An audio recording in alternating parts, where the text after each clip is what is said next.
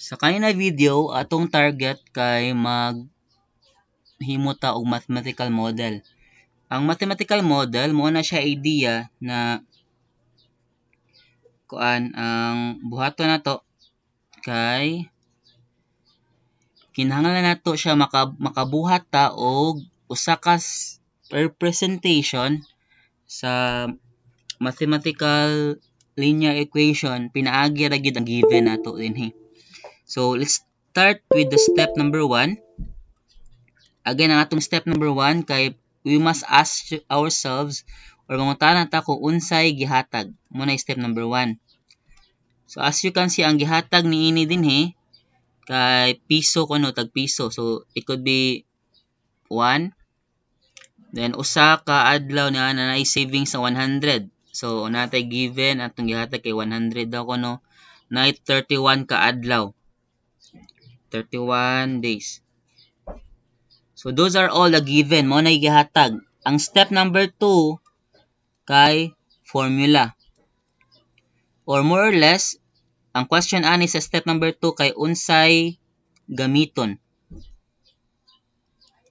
Please ay mo kalimot ana kay all throughout mga problem solving or even solving a algebraic question, mga questions, actually magamit gyud nato ang mga steps. First step is unsay gihatag mo ato ganina. Step number 2 is unsay gamiton. Atong gamiton na formula ani as what I always repeat is the y equals mx plus b or also known as the slope-intercept form. Muna to ang gamiton. Step number 3 is atong ilisan. Unsay iilis. So unsay iilis. Other word for unsay iilis is substitution, atong i-plug in inana. So sa karon, in this case kay natay given na 100 kuno ka savings daan.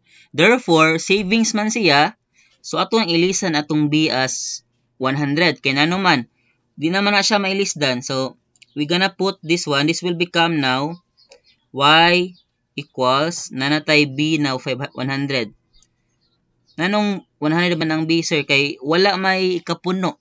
Ang mausab ani kay kaniman tanawan niyo ang question, basahan niyo balik. Kung tag piso ang tigom nimo sa usa ka adlaw, therefore nanatay matawag na idea na piso kada adlaw daw kuno. Unya naa kay savings sa 100. So kani amo man atong equation gamiton nato ang y equals mx plus b. Therefore, makaingon ta na naa na kay 100 daan. So mag-add na lang gid ka. Unya na kunoy 31 ka adlaw na magtigom ka. Matigom nimo sa 31 ka adlaw.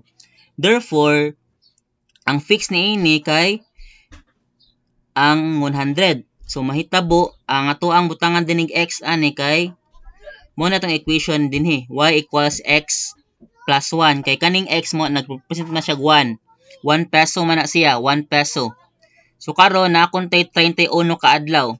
So nanay 1 peso diha, ang kaning x pulihan na nato og 31. Kay nano man, ang idea man gud si x anha pwede na bisag unsa numero. Ang kanang 1 mo nang peso. So sa kaadlaw peso ato ang matigom. So mo na idea unya what will happen is y equals 31 times 1 is 31 gihapon plus 100. So ang ato ang equation ani, atong answer ani kay y equals x plus 100.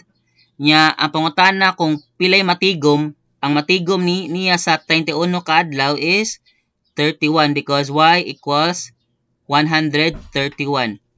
So mo na siyang answer, mao po na ang idea ni ana. Again, just follow the steps. Step 1, pangitaon ninyo unsay gihatag. Step 2, unsay gamiton nato, either formula, diagram, illustration.